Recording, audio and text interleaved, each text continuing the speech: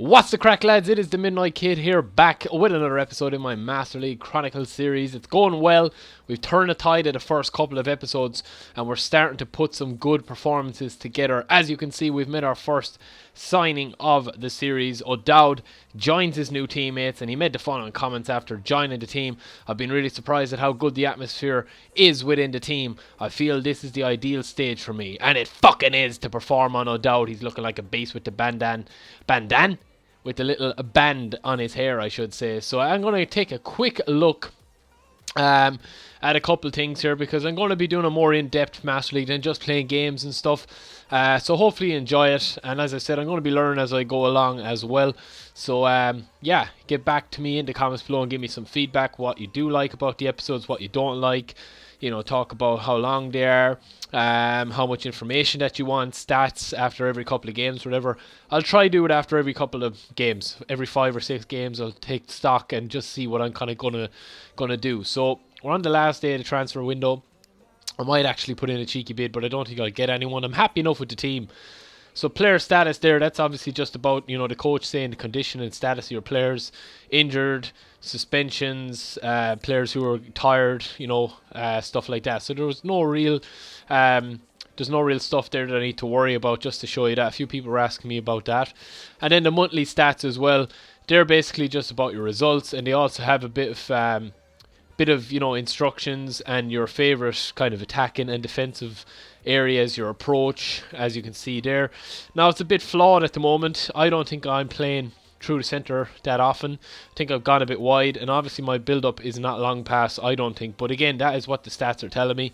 My defensive approach is probably fairly right. My pressuring has been conservative compared to online. And as you can see there is just a couple of successful attempts. Better low pass, through ball. 90% low pass completion is quite high, but then I am a good passer, and that's fairly good. And of course, you can see here the rankings of each player. So Steen is the best dribbler on my team, but he's tied with Van der Bird, not percentage wise, but he's taken on the most dribbles. Pacini's probably the most effective. Van Barad 2 from 2. Zamilas has got a 33% shot ratio and all the way down. Then you've got passing. Van der Bird is my main passer, which is probably what I want to do. Steen being the area battles one, I think that's a bit flawed, because Richard Harty has won a couple. Passes, receives, Emilas, and then of course tackles one.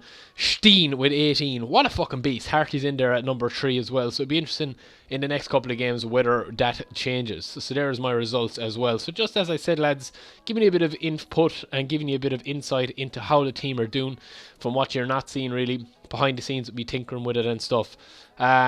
So yeah, I'm going to go on here. The team management is only just about your contract renewal. There's been a couple of players that I've been trying to get back in. Now, the likes of Harty is signed, Ivorov is signed.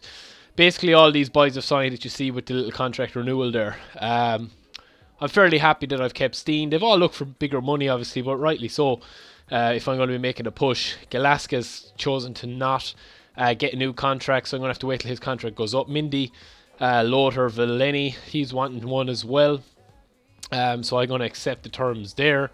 Who else was there? I think there was somebody else. Terms have been set. So I'm going to get Pacini as well. I'm happy to keep on to him. Vasil, he's there. Dodo is... He's been attracting a couple of options, or a couple of teams, so he's going to weigh up his options. Burchett, I've already got them. Castolo, Aratani. Now you can see here some of the guys, and again, lads, I'm just going to be taking it. If I am taking it at a slower pace than you like, just let me know in the comments below. As you can see here with Castolo's on a salary of 380,000 a year, roughly. He's just got a 1-year contract extension, but he put a little clause into his extension that he wanted 1,000 per win. So if I have about 5 players that are getting 1,000 per win, Zamilas has one as well, and I get, you know, if I'm winning 30 games, that's a lot of money that's going to add up, you know. It's, it's 60 grand for 2 players. So again, there's a load of people here. He's not quite sold in the club. They give you a little bit of input to why they're either turning them down or whatever, and you can see the change in salary is going to go up 50 grand. So I'm going to try to keep as many players as I can. If I lose a player or two,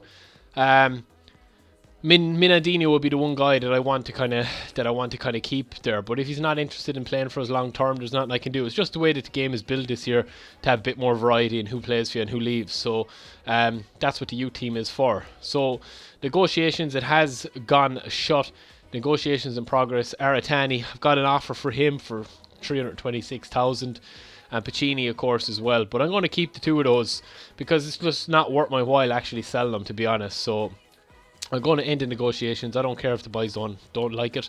I'm going to end it, and I'm going to go in to the FA Cup first round. So I will see a kick-off. I'll do my team and all. Probably keep it the same way as normal.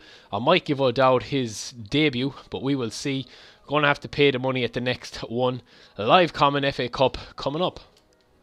Alright lads, so I've actually was just going to see at the kickoff, but the club secretary has informed me that we've met one of our players has made team of the month for the Sky Bet Championship. So that's fairly cool. Again, little things that I'm learning as well. Castolo, Minandinho, Zamiles and Van Borad all made the team of the month for August. So again, a lovely little feature, and this is what's been lacking from Master League, just to have a little bit more about it rather than just kind of going from match to match. So I'm going to make it a bit more interesting and a bit more entertaining, hopefully. So that's a nice little feature as well. So it's lovely. I got a couple of GP as well. Last day of the transfer window, and then of course I forgot about the payment day, so we're going to bust onto this. Obviously I'm not going to be able to afford that much. I'm in the minus, I'm in the red. So basically what I'm going to have to do is I'm going to have to win a lot of games. I'm a lot of money down. And to be honest, like, I'm just going to have to win a load of games. I've made it that I can't not get up this season. I could, but I have to be able to win a lot of games to get the money back in. So here we go, lads. FA Cup live common. Hope you liked that brief little introduction that I had there, just showing you the team. And as I said, going to be doing a lot more of that, just kind of informative stuff and showing you, bringing you along with me on the journey when I'm buying a player, selling a player. I'm not just going to be doing it and playing matches and bringing that. Steen leaves the boys out again now. I need a good run in the FA Cup. I'm kind of thinking if I get enough of a run in the FA Cup, I'll probably be able to afford to buy one or two players in January, stay in the red, and just, go shit or bust, and hopefully get up into the playoffs, or, hopefully give a good account of myself. So, no real changes to the squad today. It's as it is from the last game. Minandinho keeps his spot from Castolo, but the reason I'm doing that is I want to kind of keep Minandinho happy so that he'll sign a new contract, and then I'll kind of split it again. It's a good tackle from Steen. It just does the simple thing, lads. You need a player like Steen in your club that'll just do the simple thing, especially when you're starting Master League. It's nice from Van der Bird. Van Borad's off. It's a cheeky little shot. He wasn't off either. That's a nice bit of movement from Van Borad.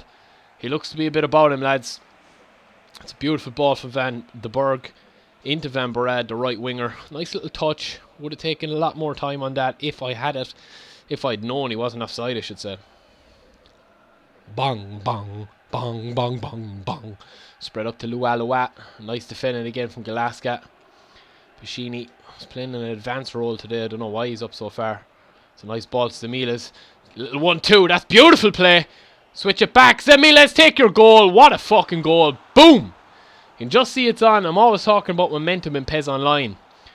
PES is built on momentum. It's about the runners. It's about coming onto the ball. It's about the first touch. It's about so much more than just spamming when you actually have to break down. You can just see I had the momentum on him there. So I just need to take the fizz on with the ball, and once Zamiles gets in there, he should be finishing. It doesn't matter if he's only 63 overall. He should be finishing that one-on-one, or I'd be ashamed of myself. Little touch and go.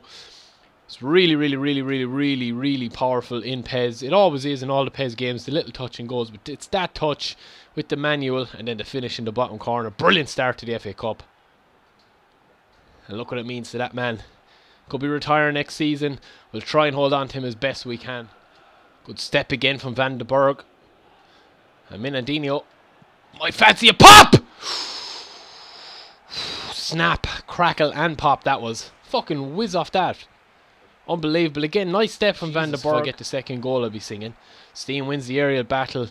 It's not so much about his height, it's just about using Steen. Ah, brilliant. He's some player. Van Borad with the little switch around. Mindy with the little bounce! We seem to be solid. Our team spirit has gone up. What a difference it makes. Especially to the passing like that. Van Barad looking for the first time delivery. He gets it. And you won't see a better goal than that. What an unbelievable pass in. And it's the free-flowing football that we're striving for that has Roy Keane bopping on the sideline. Has me bopping here as well. Look at the means Diverov by. Unbelievable. Easily deals with that. Harty's been caught. He hasn't. He gives it back to Strimmer. Strimmer can launch another attack if he wants. It was a wide to Zamilas. It's a nice ball to Mindy. He's on the hat-trick, remember. Cuts inside. Skips past one. Oh, come on, ref! Minandino, don't be hurt, please. I need ya. He's been a beast today. It's a late challenge. He knows what he's doing. Mindy looks in trouble here, lads. That's brilliant, lads. 3-0. PES United FC go marching on. Look what it means to Ruskin by. Roy Keane will be drinking champagne tonight. They're furious, Brighton. They just didn't show up. And again, that's what I'm talking about, lads. It's just a little bit of luck, a little bit of skill that you need. You need to control the tempo of the game.